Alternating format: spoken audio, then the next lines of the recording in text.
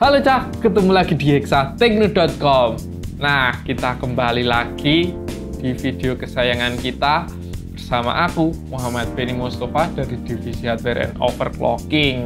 Nah, pada video episode kali ini, aku mau unboxing HSF terbaru dari Corsair.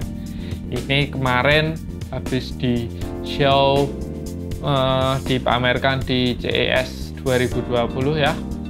Jadi mungkin belum rilis ya di Indo, tapi nggak tahu juga pas video ini dibuat, soalnya belum ada ya di e-commerce ataupun di toko-toko offline maupun online di Indonesia. Tapi kalau udah ada ya berarti beruntung kalian bisa beli. Nah, di sini akhirnya Corsair kembali membuat pendingin udara, nggak water cooling lagi. Oke, aku juga udah penasaran banget nih, pendinginnya lumayan gede ya. Ini HSF Tower, untuk harganya sih cukup tinggi, yaitu $99,99 atau $100 ya. Jadi kalian kalau pengen tahu rupiahnya itu ya tinggal dikalikan dolar hari ini, terus dikalikan beberapa pajak sekarang juga udah naik. Nah, nggak pakai lama, yuk kita unboxing aja ya. Kita langsung cus ke segmen unboxing. Boom, nggak pakai lama ya, kita langsung bongkar ini si Corsair A500-nya. Oh, sebelum itu kita lihat di sini packingnya cukup besar ya teman-teman, karena HSF-nya sendiri cukup lebar dan gede. Masih seperti tema-tema HSF si Corsair sebelumnya, itu warnanya hitam kuning ya teman-teman, dan ada embel-embel tulisan super chill-nya seperti ini. Kita langsung buka aja ya, nggak pakai lama. Ini beratnya cukup berat sih, sekitar hampir 2 kilo mungkin bot.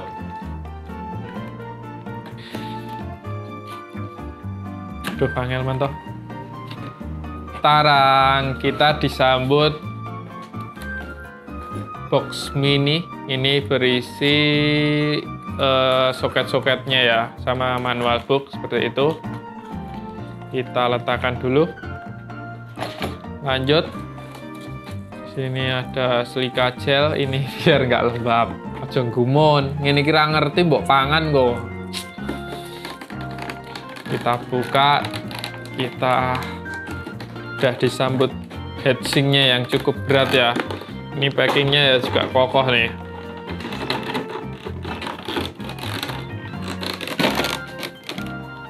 Nah, kita giniin aja biar aman. Oke. Nah, ini udah kosong ya, kosong. Nah, kita buka heatsink-nya. Tarang. Oh, ada obengnya ternyata teman-teman. Tenang. Ternyata bonus obeng yang cukup keren nih teman-teman. Mantap, premium banget ini obengnya. Corsair, obengnya buat aku ya. I love you Corsair. Nah, kita ambil HSF-nya cukup berat di sini teman-teman. Jujur ya, ini berat banget. HSF yang pernah aku pakai itu yang paling berat itu Noctua NDH 15. Kalau nggak salah itu ya serinya. Itu juga tower double gitu sih. Itu berat banget, tapi kelihatannya malah lebih berat ini. Ngereabot pesini gitu. Nah, kita singkiri dulu ini pengamannya.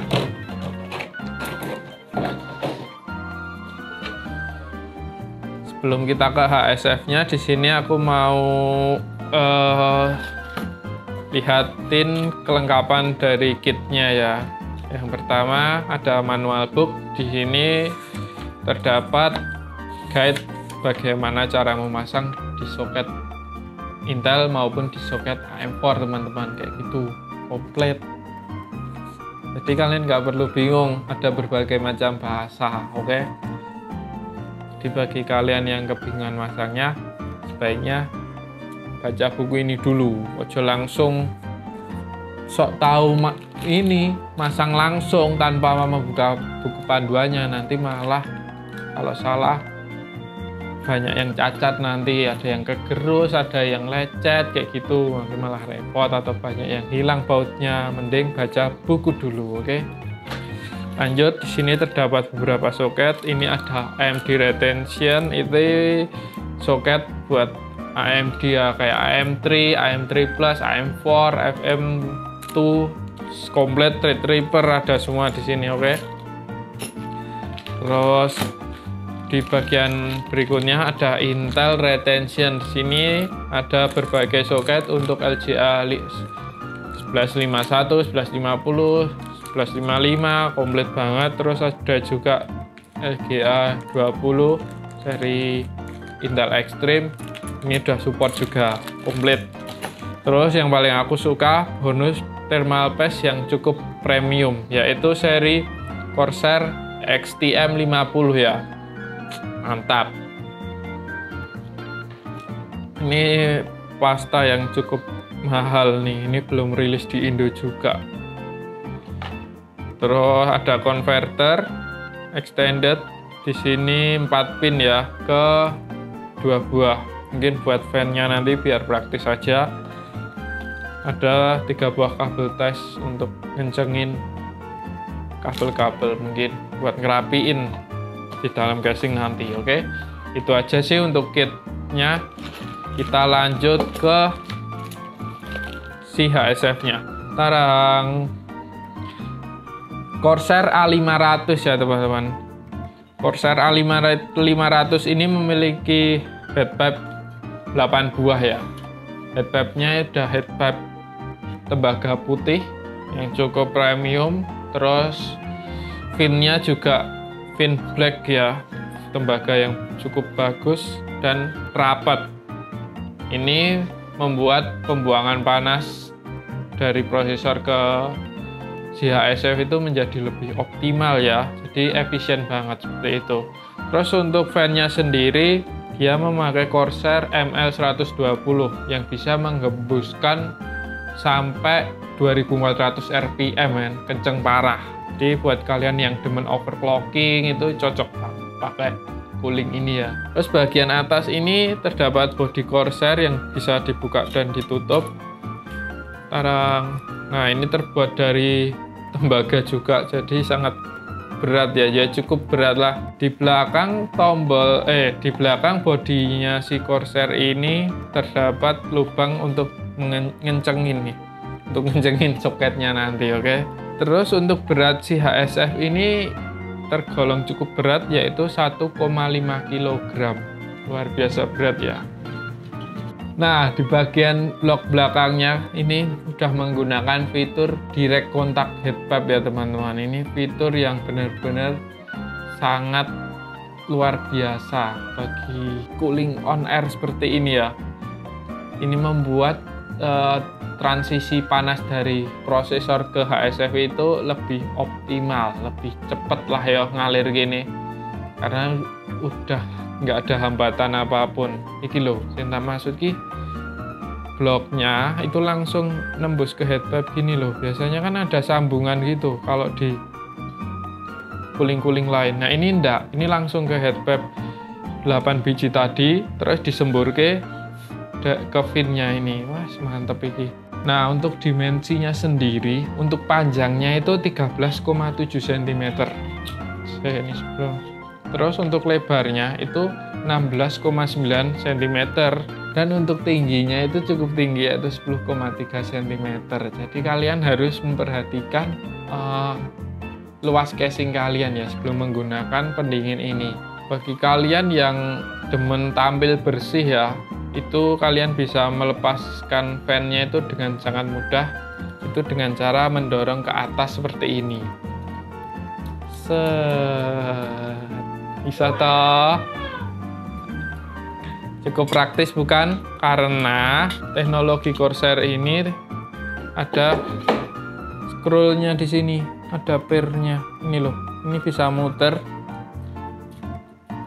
Nah, ini membuat lepas pasang instalasi fan menjadi lebih mudah. Seperti itulah. Aku lagi ngerti des. Aku gumun. Good job deh buat Corsair. Nah, overall sih kita udah bahas ya tentang spek, terus detail fisik dari A500. Kita lanjut bagaimana tentang performanya.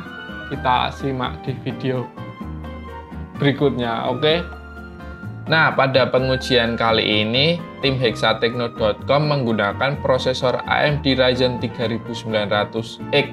Ya, ini yang seri 9 yang paling monster ya.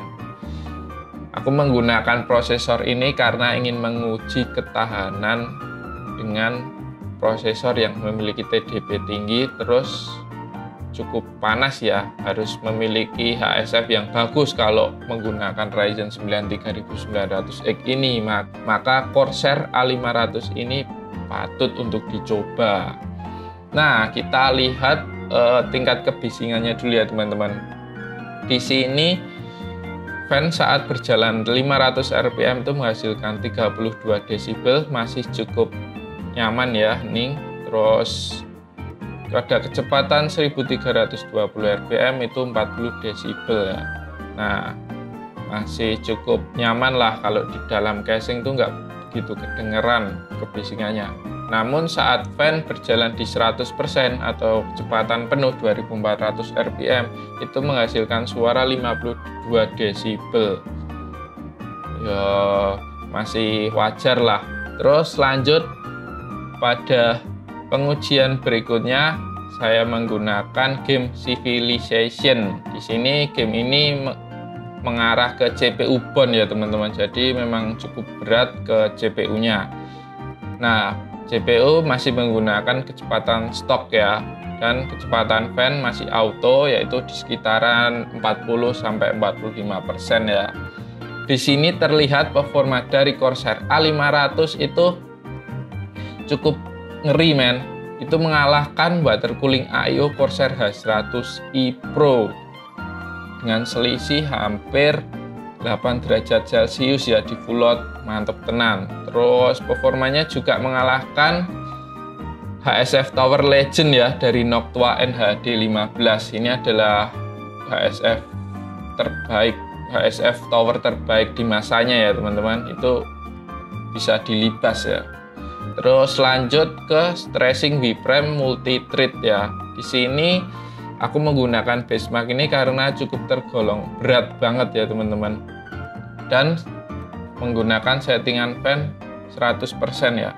Nah, terlihat lagi di sini Corsair A500 unggul terhadap pesaingnya, yaitu Noctua NHD15 dan water cooling AIO Corsair H100i Pro pun dilibas men, mantep tenan. Lanjut di sini aku mau melihat performa dari Corsair A500 saat mendinginkan Ryzen 9 3900X saat kondisi teroverclock. Di sini saya menggunakan settingan overclock 4,3 GHz dengan voltase 1,4 volt ya teman-teman. Terlihat lagi Corsair A500 berhasil mendinginkan si prosesor Ryzen 9 3900X dengan sangat baik, bahkan mengalahkan pesaing-pesaingnya yaitu Noctua NHD15 dan Corsair H100i Pro men. Water cooling lewat. Nah, melihat hasil pengujiannya, saya cukup puas ya dengan kinerja dari Corsair A500. Corsair emang nggak pernah bohong. Melihat harganya yang cukup tinggi dan performanya seperti ini ya teman-teman, Corsair A500 memang cocok untuk kalian yang nggak cuma mengandalkan tampilan tapi juga performa heatsink yang cukup bagus ya. Ini sangat bagus buat OC, lomba overclock itu cocok banget, atau kalian buat overclocking daily, Corsair A500 ini patut jadi pilihan. Nah, kita udah lihat tadi bagaimana detail dari A500 dan performanya. Ngeri tenan men, performanya mantep tenan. Mungkin bisa sekelasnya, ini salah satu pendingin air cooling high-end paling teruji lah performanya untuk saat ini ya. Bagus banget. Oke, sekian untuk video kali ini. Terus jangan lupa komen, like, and subscribe. Support terus hexatekno.com supaya kita bisa makin maju dan berkembang.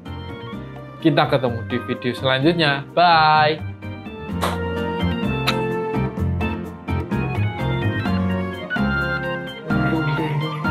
maning ungu ya. Kayak orang efek ngono ya. Mikir lah kau.